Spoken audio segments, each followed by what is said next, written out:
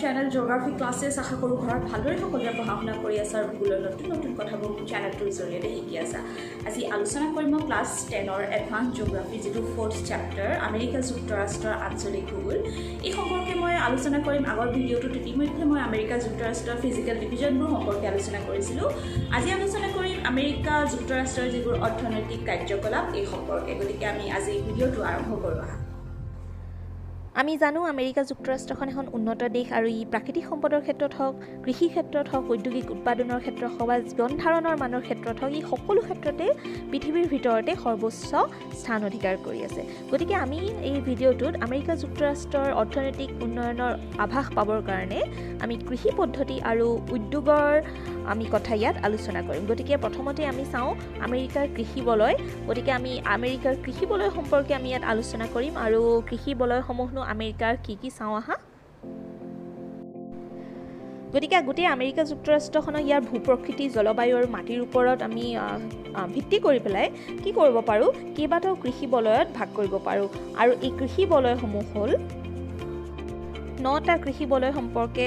উল্লেখ কৰিছিলোঁ গতিকে এই 9টা কৃষি বলয় হ'ল নম্বৰ 1 উত্তৰ পশ্চিম মিশ্ৰ কৃষি বলয় ভূমধ্য সাগৰীয় কৃষি বলয় শুকান কৃষি আৰু পশুপালন বলয় তাৰপিছত বসন্তকালৰ গম বলয় তাৰপিছত মাকৈ বলয় নেক্সট শীতকালৰ গম বলয় কপাহ বলয় ধান আৰু কুঁহিয়াৰ বলয় আৰু উত্তৰ পূবৰ মিশ্ৰ কৃষি বলয় আৰু এই গোটেইকেইটা সম্পৰ্কে তোমালোকৰ পাঠ্যপুথিত আছে আৰু আজি আমি সেই সম্পৰ্কে এই গোটেইকেইটা বলয় সম্পৰ্কে আমি কিছু কথা জানিব লাগিব গতিকে এই বলয়বোৰৰ আমি বৈশিষ্ট্য সম্পৰ্কে অলপ কথা আলোচনা কৰোঁ আহা গতিকে প্ৰথম যেটো বলয় ধান আৰু কুঁহিয়াৰ বলয় এই বলয়টো মেক্সিকো উপকূলীয় অঞ্চলত অৱস্থিত আৰু ইয়াৰ অন্তৰ্গত অঞ্চলবোৰ হ'ল ফ্লৰিডা জৰ্জিয়া এলাবামা মিছিছিপি আৰু লুচিয়ানা ৰাজ্যৰ দক্ষিণ অংশ আৰু এই অঞ্চল সাধাৰণতে উপক্ৰান্তীয় অঞ্চলত পৰে অৰ্থাৎ ইয়াত সেইকাৰণে উপক্ৰান্তীয় জলবায়ু বিৰাজ কৰে আৰু উপক্ৰান্তীয় মানে ই 25 ডিগ্ৰীৰ পৰা 35 ডিগ্ৰী অক্ষৰেখাৰ ভিতৰত ই অৱস্থিত আৰু ইয়াত কি হয় উষ্ণতা সদায় বেছি হয় আৰু বৰষুণৰ পৰিমাণো সাধাৰণতে অলপ বেছি আৰু এই অঞ্চল সাধাৰণতে পলসুৱা মাটিৰে গঠিত আৰু ইয়াত ধান আৰু কুঁহিয়াৰ মেইনলি প্ৰধান শস্য হিচাপে খেতি কৰা হয় কাৰণে গোটেই বলয়টোৰ নাম কি দিয়া হৈছে ধান আৰু কুঁহিয়াৰ বলয় বুলি দিয়া হৈছে তাৰ উপৰিও ইয়াত কল আৰু মাটি কঁঠালৰ খেতিও কিছু পৰিমাণে কৰা হয় গতিকে আমি মেপত এই বলয়টো চাম তাৰ আগতে আমি 2 নম্বৰ বলয়টো চাই লওঁ কি দুটা আমি একেলগে মেপত চিনাক্ত কৰিম গতিকে যেটো সেকেন্ড বলয় সেইটো হৈছে কপাহ বলয় আৰু যেটো আমি পাইছিলো যে ধান আৰু কুঁহিয়াৰ বলয় এই ধান আৰু কুঁহিয়াৰ বলয় ঠিক ওপৰতে এই কপাহ বলয়টো অৱস্থিত আৰু ইয়াৰ অন্তৰ্গত যিবোৰ অঞ্চল সেই অঞ্চলবোৰ হ'ল টেক্সাছ মিছিছিপি আৰকানসাছ আৰু এই অঞ্চলবোৰত দেশৰ গোটেই যুক্তৰাষ্ট্ৰৰ মুঠ যিমান কপাহ উৎপাদন হয় তাৰ উৎপাদনৰ মুঠ 50%তকৈও অধিক কপাহ ক'ত উৎপাদন হয় কেৱল এই কপাহ বলয়টোতে উৎপাদন হয় গতিকে নম্বৰ 3ত বলয়টোৰ নাম হ'ল শীতকালীন গম আৰু ধপাত বলয় গতিকে কোনবোৰ অঞ্চলত ধপাত উৎপন্ন হয় আৰু কোনবোৰ অঞ্চলত গম উৎপন্ন হয় আমি চাওঁ আমেৰিকা যুক্তৰাষ্ট্ৰৰ উত্তৰ কেৰলিনা কেণ্টুকি ভাৰ্জিনিয়া আৰু মেৰিলেণ্ডত ধপাত উৎপন্ন হয় আৰু আনহাতে নেব্ৰাস্কা তাৰপিছত কানসাছ কলৰাডো ওকলাহামা আৰু টেক্সাছ ৰাজ্যত শীতকালীন গম খেতি কৰা দেখা পোৱা যায় গতিকে আমি গম পালোঁ যুক্তৰাষ্ট্ৰৰ কোনবোৰ অঞ্চলত ধপাত উৎপন্ন হয় আৰু কোনবোৰ অঞ্চলত গম উৎপন্ন হয় আৰু এই দুটা অঞ্চলক সামৰি পেলাই আমি কি কৰিব পাৰোঁ ইয়াক এটা বলয়ত আমি বিভক্ত কৰিব পাৰোঁ আৰু এই বলয়টোৰ নাম হ'ল শীতকালীন গম আৰু ধপাত বলয় গতিকে আমি প্ৰথমতে এই তিনিওটা বলয় আমি মানচিত্ৰত আমি প্ৰথমতে চিনাক্ত কৰি লওঁ আহা গতিকে এইখন মানচিত্ৰ তোমালোকৰ পাঠ্যপুথিত আছে তোমালোকে পাঠ্যপুথিখন এবাৰ মেলি লোৱা তেতিয়া তোমালোকে চাবলৈ সুবিধা হ'ব আৰু প্ৰথমতে চোৱাচোন প্ৰথমতে আমি পাইছিলোঁ যে ধান আৰু কুঁহিয়াৰ বলয় তেনেহ'লে আমেৰিকা যুক্তৰাষ্ট্ৰৰ এই যি মেক্সিকো উপকূলৰ এই প্ৰথম অংশটো এই অংশটো কি উৎপন্ন হয় ধান আৰু কুঁহিয়াৰ বেছিকৈ উৎপন্ন হয় কাৰণে ইয়াক ধান আৰু কুঁহিয়াৰ বলয় হিচাপে নামাকৰণ কৰা হৈছে নম্বৰ 2 কপাহ বলয় গতিকে এই অঞ্চলটো ঠিক ওপৰতে ধান আৰু কুঁহিয়াৰ বলয়ৰ ঠিক ওপৰতে আছে কপাহ বলয় নম্বৰ 2 আৰু কপাহ বলয়ৰ ঠিক ওপৰত এই বলয়টো শীতকালীন গম আৰু ধপাত বলয় বুলি আমি ক'ব পাৰোঁ গতিকে আমি তিনিটা বলয় ইতিমধ্যে গম পালোঁ নম্বৰ 1 ধান আৰু কুঁহিয়াৰ নম্বৰ 2 কপাহ নম্বৰ 3 ধপাত আৰু গম গতিকে আমি এতিয়া 4 নম্বৰ বলয়টো সম্পৰ্কে পাঠ্যপুথিত কি কৈছে চাওঁ আহা আকৌ যিটো শীতকালীন গম বলয় আছে ইয়াৰ ঠিক উত্তৰতেই তেনেহ'লে এই মাকৈ বলয়টো অৱস্থিত আৰু ই ক'ৰ পৰা ক'লৈ অৱস্থিত চোৱা ই উত্তৰে মধ্য অহিঅ'ৰ পৰা মধ্য নেব্ৰাস্কালৈকে ই বিস্তৃত হৈ আছে আৰু ইয়াৰ অন্তৰ্গত যিবোৰ অঞ্চল সেইসমূহ হ'ল যে ইণ্ডিয়ানা, মিনেছ'টা, তাৰপিছত পেনচিলভেনিয়া, নেব্ৰাস্কা, আয়োৱা আদি যিবোৰ ৰাজ্য এই ৰাজ্যবোৰ মাকৈ বলয়ৰ অন্তৰ্গত। গতিকে আমি মাকৈ বলয়ো আমি চাম মানচিত্ৰত আৰু তাৰ আগতে আমি যিটো 5 নম্বৰ বলয় বসন্তকালীন গম বলয় এই সম্পৰ্কে আমি কি পাঠ্যপুথিত আছে আমি প্ৰথমতে চাই লওঁ যে কি কৈছে প্ৰেৰী অঞ্চলৰ উত্তৰ অংশত এই গম বলয়টো অৱস্থিত আৰু ইয়াৰ অন্তৰ্গত যিবোৰ ৰাজ্য অৰ্থাৎ কোনবোৰ ৰাজ্যত এই গম খেতি হয় যে মণ্টানা, উত্তৰ ডাকোটা, দক্ষিণ ডাকোটা আৰু পশ্চিম মিনেছ'টা ৰাজ্যত কি হয় এনেধৰণৰ বসন্তকালীন গম উৎপাদন কৰা হয়। কিয় কৰা হয় কাৰণ এই অংশত শীতকালি বহুত বেছি ঠাণ্ডা হোৱাৰ কাৰণে শীতকালি গম উৎপাদন কৰিব নোৱাৰে আৰু সেইটো কাৰণে শীতৰ পিছত যেতিয়া বসন্ত আহে এই বসন্ত কালতহে গম উৎপাদন কৰা সেই অঞ্চলত সম্ভৱ আৰু সেইকাৰণে এই বসন্তকালীন গম বলয়ৰ অন্তৰ্গত অঞ্চলসমূহত কি কৰা হয় বসন্তকালত অৰ্থাৎ এপ্ৰিলৰ আশে-পাশে সেই সময়ছোৱাত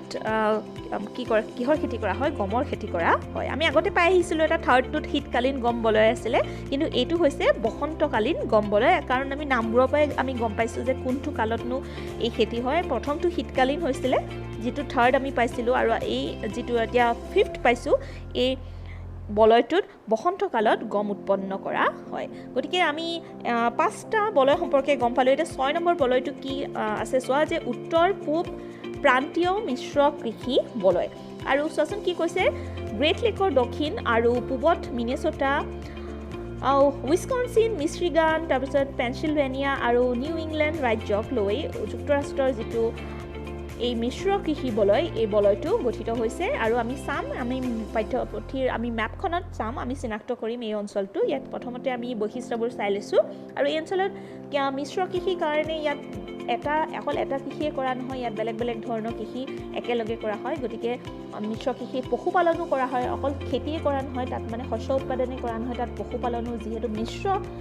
টাইপৰ কৃষি কৰা হয়। আমি জানো মিশ্ৰ কৃষি মানে যে তাত অকল কেৱল কি কৰা নহয় শস্য উৎপাদন কৰা নহয় তাত পশুপালনো কৰা হয়, তাত দুগ্ধ পাম বা ডেইৰী ফাৰ্মিঙো কৰা হয়। গতিকে চোৱাচোন ইয়াত কি কৈছে যে এই অঞ্চলত কেনেকুৱা কৃষি কৰা হয়। ইয়াত ৰাই উৎপাদন কৰা হয়, বৰ্লি উৎপাদন কৰা হয়, তাৰ উপৰিও কোমল ঘাঁহৰ প্ৰাচুৰ্যৰ ওপৰত ভিত্তি কৰি পশুপালন কৰা হয়। তাত ঘাঁহ বেছি পায় আৰু ঘাঁহ বেছি পোৱা অঞ্চলত আমি জানো যে আমেৰিকাৰ প্ৰেৰী যি গ্ৰাছলেণ্ড আছে এই গ্ৰাছলেণ্ডক প্ৰেৰী নাম দিয়া হয় আৰু এই গ্ৰাছলেণ্ডবোৰ কিহৰ কাৰণে ভাল পশুপালনৰ কাৰণে ভাল আৰু পশুপালন কৰাৰ কাৰণে সেই অঞ্চলটোত আৰু কি হ'ব উৎপাদন তাত দুগ্ধ উৎপাদন হ'ব আৰু সেইটো কাৰণে দুগ্ধ পামো আছে আৰু মিশ্ৰ কৃষি বুলি আমি যিহেতু কৈছোঁ তাত তেনেহ'লে আমি পশুপালন দুগ্ধ পাম তাৰপিছত শস্য উৎপাদন এই সকলোকেইটা কৃষি কৰা দেখা পোৱা যায়। গতিকে আমি উত্তৰ পূবৰ যি প্ৰান্তীয় মিশ্ৰ কৃষি বলয় তাৰ আমি বৈশিষ্ট্যবোৰ গম পালোঁ। এতিয়া আমি গোটেইকেইটা মাকৈ বলয় তাৰপিছত বসন্তকালীন গম বলয় আৰু উত্তৰ পূব প্ৰান্তীয় মিশ্ৰ কৃষি বলয় এইকেইটা আমি পাঠ্যপুথিৰ আৰু এই মানচিত্ৰখনত চাওঁ যে ক'তনো অৱস্থিত আমি এবাৰ যদি মানচিত্ৰখনত আমি চাব পাৰোঁ তেতিয়া আমাৰ বস্তুবোৰ আৰু ক্লিয়াৰ। গতিকে আমি দেখিছোঁ যে শীতকালীন গম আৰু ধপাত বলয়ৰ ঠিক ওপৰত এই অংশটো হৈছে মাকৈ বলয় আৰু মাকৈ বলয়ৰ অন্তৰ্গত আমি ইতিমধ্যে অঞ্চলবোৰৰ নাম আমি গম পালোঁ। তাৰপিছত নেক্সট এই আমি পাইছিলোঁ যে কি আছিলে বসন্তকালীন গম বলয় আৰু বসন্তকালীন গম বলয় হৈছে এই অংশটো। গতিকে এই অংশটো হৈছে বসন্তকালীন গম বলয় য'ত মণ্টানা, উত্তৰ ডাকোটা, দক্ষিণ ডাকোটা, মিনেছ'টা আদি ৰাজ্য আছে। তাৰপিছত নেক্সট আমি পাইছিলোঁ যে উত্তৰ পূব মিশ্ৰ কৃষি বলয়। গতিকে এই বলয়টো দেখিছা উত্তৰ পূবৰ ফালে অৰ্থাৎ উত্তৰ পূবৰ এই গ্ৰেট লেক ৰিজনৰ আশে-পাশে এই অঞ্চলটোত কি খেতি কৰা হয় মিশ্ৰ কৃষি কৰা হয় আৰু সেইটো কাৰণে এই বলয়টোক উত্তৰ পূবৰ মিশ্ৰ কৃষি বলয় নামেৰে আমি নামাকৰণ কৰিব পাৰোঁ। গতিকে আমি এই ফালৰ এই গোটেই কৃষি বলয়কেইটাৰ সম্পৰ্কে আমি ইতিমধ্যে গম পালোঁ। এই 1, 2, 3, 4, 5, 6টা কৃষি বলয় সম্পৰ্কে আমি গম পালোঁ আৰু 3টা কৃষি বলয় সম্পৰ্কে আমি জানিবলৈ বাকী আছে। গতিকে সেইকেইটা কৃষি বলয়নো কি আমি চাওঁ আহা। নেক্সট যিটো বলয় শুকান কৃষি আৰু পশুপালন বলয় নম্বৰ 7 এই বলয়টো এটা বিস্তীৰ্ণ এৰিয়া জুৰি ই বিস্তৃত হৈ আছে তাৰপিছত ইয়াত বিশেষকৈ ঘাঁহনি পোৱা যায় আৰু ঘাঁহনিৰ কাৰণে তেনেহ'লে আমি ক'ব পাৰোঁ ইয়াত পশুপালন কৰা হয় আৰু সেইকাৰণে এই গোটেই মানে কৃষি বলয়টোক পশুপালন বলয় নামাকৰণ কৰিব আমি পাৰোঁ আৰু ইয়াৰ অন্তৰ্গত যিবোৰ ৰাজ্য সেই ৰাজ্যবোৰ হ'ল যে নিউ মেক্সিকো উটাহ কলৰাডো তাৰপিছত নেভাডা তাৰপিছত ইডাহো আদি যিবোৰ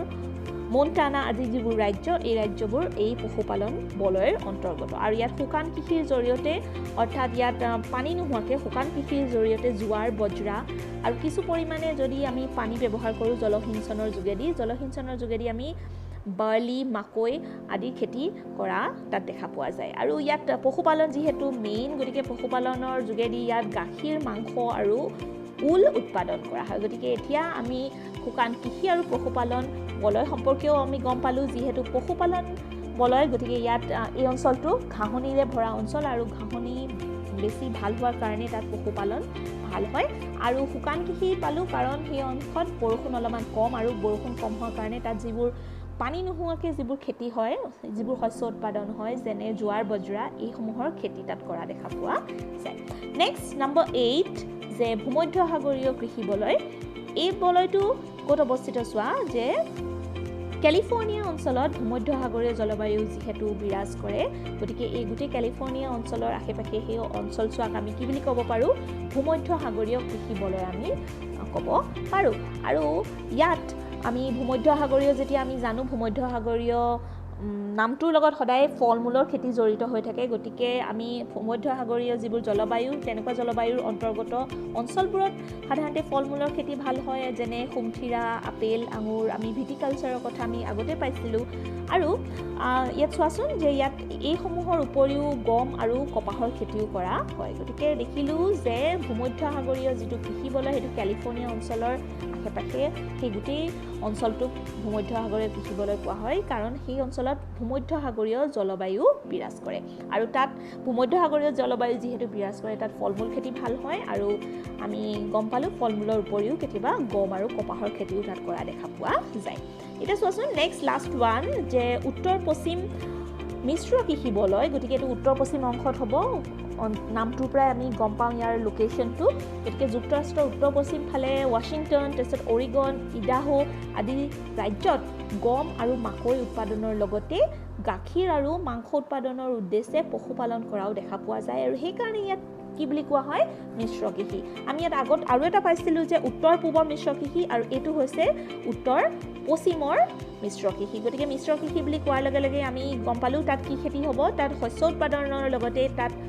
পশুপালন কৰা হ'ব আৰু তাৰ উপৰিও গাখীৰ উৎপাদন কৰা হ'ব আৰু তাত মাংস উৎপাদন কৰা হ'ব গতিকে আমি গোটেইকেইটা কৃষি বলয় ইতিমধ্যে পালোঁ এতিয়া এই বাকী থকা কৃষি বলয়কেইটা আমি এবাৰ মেপত চাওঁ আহা গতিকে আমি পাইছিলোঁ যে শুকান কৃষি আৰু পশুপালন বলয় এটা বিস্তৃত অংশ আছিলে দেখিছানে এই গোটেই বিস্তৃত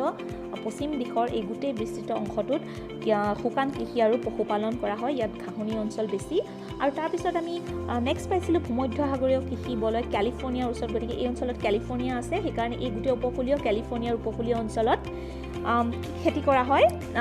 ফল মূলৰ খেতি কৰা হয় আৰু সেই অঞ্চলত যিহেতু ভূমধ্য সাগৰীয় জলবায়ু বিৰাজ কৰে গতিকে এই গোটেই বলয়টোক ভূমধ্য সাগৰীয় কৃষি বলয় বুলি কোৱা হয় আৰু লাষ্ট আমি পাইছিলোঁ উত্তৰ পশ্চিম প্ৰান্তীয় মিশ্ৰ কৃষি বলয় গতিকে এই অংশটো দেখিছা উত্তৰ পশ্চিমৰ ফালে গতিকে এই অংশটোত কি কি খেতি কৰা হয় তাত মিশ্ৰ কৃষি কৰা হয় অৰ্থাৎ তাত শস্য উৎপাদনৰ লগতে গাখীৰ মাংস আৰু পশুপালনো কৰা দেখা পোৱা যায় গাখীৰ উৎপাদন মাংস উৎপাদন আৰু পশুপালন কাৰ্য কৰা দেখা পোৱা যায় গতিকে আমি আজি গোটেইকেইটা 9টা যি কৃষি বলয় আছে এই 9টা কৃষি বলয় সম্পৰ্কে আমি আজি গম পালোঁ আমেৰিকা যুক্তৰাষ্ট্ৰৰ 9টা কৃষি বলয় গতিকে কৃষি বলয়ৰ পিছত আমি এতিয়া আলোচনা কৰিম আমেৰিকা যুক্তৰাষ্ট্ৰৰ ঔদ্যোগিক অঞ্চলসমূহৰ বিষয়ে আৰু আমেৰিকা যুক্তৰাষ্ট্ৰক প্ৰধানকৈ 3টা বৃহৎ উদ্যোগ অঞ্চলত বিভক্ত কৰিব পাৰি আৰু এই 3টা বৃহৎ উদ্যোগ অঞ্চল হ'ল উত্তৰ পূবৰ উদ্যোগ অঞ্চল তাৰপিছত দক্ষিণ ঔদ্যোগিক অঞ্চল আৰু প্ৰশান্ত উপকূলীয় ঔদ্যোগিক অঞ্চল গতিকে আমি মানচিত্ৰখনত প্ৰথমতে চাওঁচোন আহা গতিকে মানচিত্ৰত এই প্ৰথম অংশটো উত্তৰ পূবৰ ফালে এই অংশটো হৈছে উত্তৰ পূব ঔদ্যোগিক অঞ্চল তাৰপিছত দক্ষিণৰ ফালে এই অংশ হ'ল দক্ষিণ ঔদ্যোগিক অঞ্চল তাৰপিছত প্ৰশান্ত উপকূলীয় এফালে প্ৰশান্ত মহাসাগৰ আছে গতিকে প্ৰশান্ত উপকূলীয় ঔদ্যোগিক অঞ্চল এইটো বুলি আমি ক'ব পাৰোঁ গতিকে আমি চিনাক্ত কৰিব পাৰিলোঁ যে ইয়াত কি ধৰণৰ ঔদ্যোগিক অঞ্চল আছে ইয়াৰ তেনেহ'লে আমি যি চেণ্টাৰ পাৰ্টত আমি কোনো উদ্যোগ ইয়াত পোৱা নাযায় গতিকে আমি এতিয়া চাওঁচোন যে প্ৰথমটো যিটো অঞ্চল উত্তৰ পূব উদ্যোগ অঞ্চল এই সম্পৰ্কে পাঠ্যপুথিত কি আছে যে ইয়াত কি পোৱা যায় কয়লা লু পেট্ৰলিয়াম আৰু এই অঞ্চলত যোগাযোগ ব্যৱস্থাও ভাল গতিকে যুক্তৰাষ্ট্ৰৰ এই উত্তৰ পূব অঞ্চলত অৰ্থাৎ উত্তৰ পূব অংশত এটা বৃহৎ ঔদ্যোগিক অঞ্চল গঢ়ি উঠিছে যাৰ নাম উত্তৰ পূব উদ্যোগ অঞ্চল আৰু এই উত্তৰ পূব দিশত আছে কাৰণে উত্তৰ পূবৰ অঞ্চলটোৰ কাৰণে ইয়াক উত্তৰ পূব নাম দিয়া হৈছে তাৰপিছত ই ক'ৰ পৰা ক'লে অৱস্থিত চোৱা ই ছুপেৰিয়ৰ যিহেতু আমি দেখিছিলোঁ যে যিটো গ্ৰেট লেক ৰিজন আছিল এই ৰিজনটো এই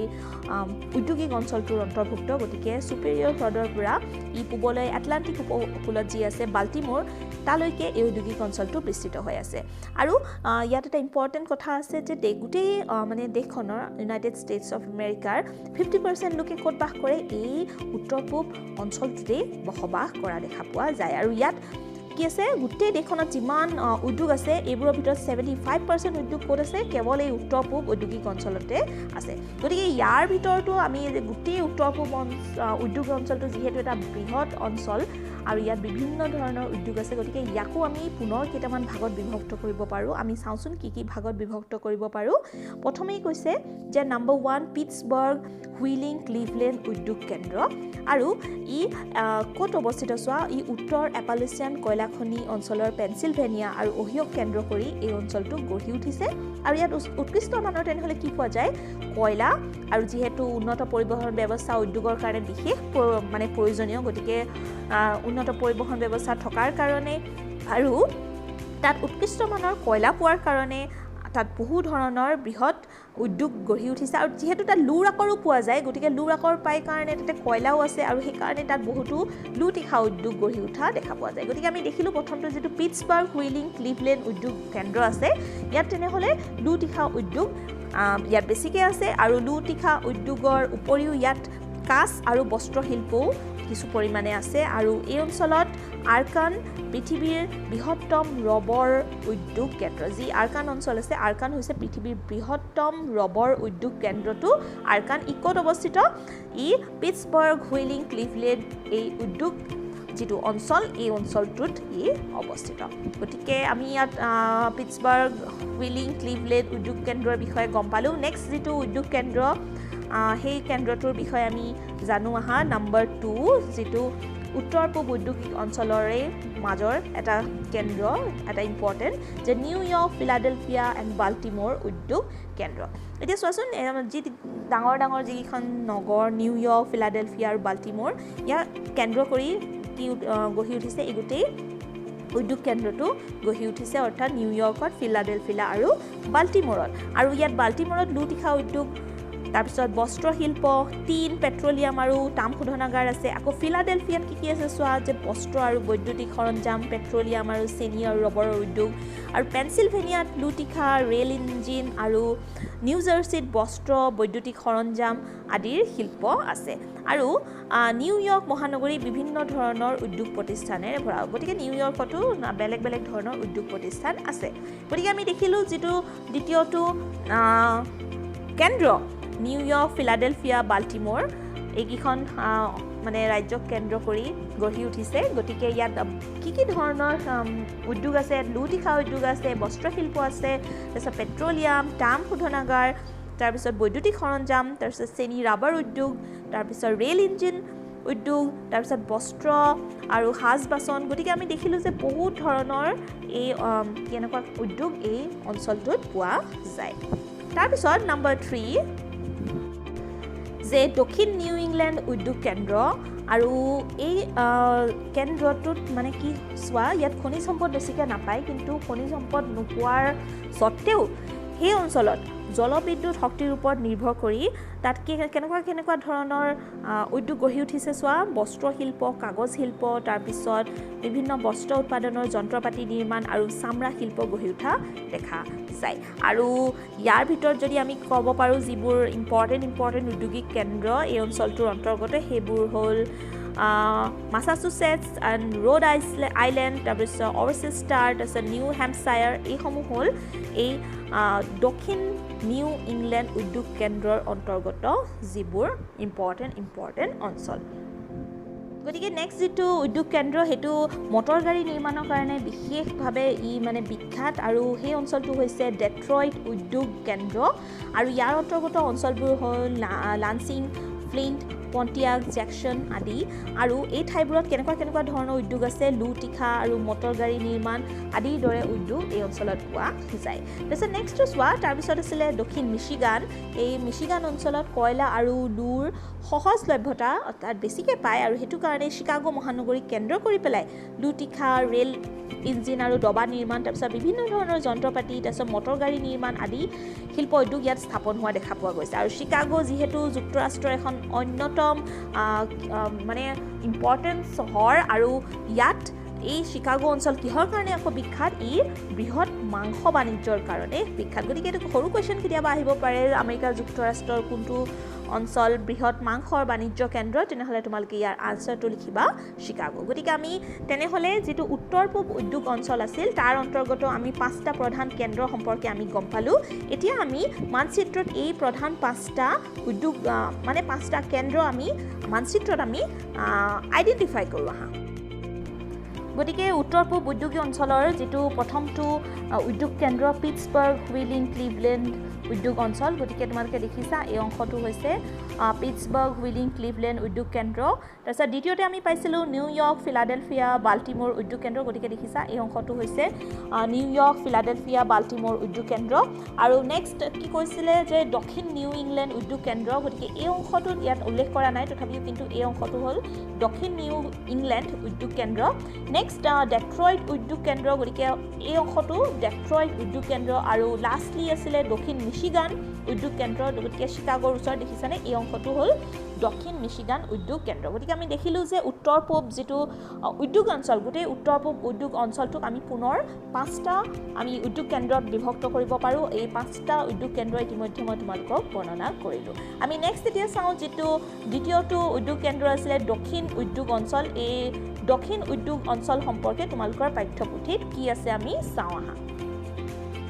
গতিকে চোৱাচোন যে দক্ষিণ ঔদ্যোগিক অঞ্চলটো ক'ৰ পৰা ক'লে বিস্তৃত হৈ আছে ই টেক্সাছৰ পৰা ই কেৰলিনা ৰাজ্যলৈকে ই বিস্তৃত হৈ আছে আৰু দেশৰ মুঠ বনোৱাৰ 20% মানে বনোৱা এই উদ্যোগ প্ৰতিষ্ঠানবোৰৰ লগত জড়িত হৈ আছে আৰু জলবিদ্যুৎ শক্তি কয়লা পেট্ৰলিয়াম লু আৰু অন্যান্য খনিজ পদাৰ্থৰ আকৰ এপালেচিয়ান অঞ্চলৰ বনজ সম্পদ আৰু কৃষিজাত সম্পদ যেনে কপাহ ধপাত আৰু কুঁহিয়াৰ আদিৰ ওপৰত ভিত্তি কৰি ইয়াত বহুতো সৰু ডাঙৰ উদ্যোগ গঢ়ি উঠা দেখা পোৱা যায় গতিকে আমি দেখিলোঁ যে ইয়াত বিভিন্ন ধৰণৰ কি আছে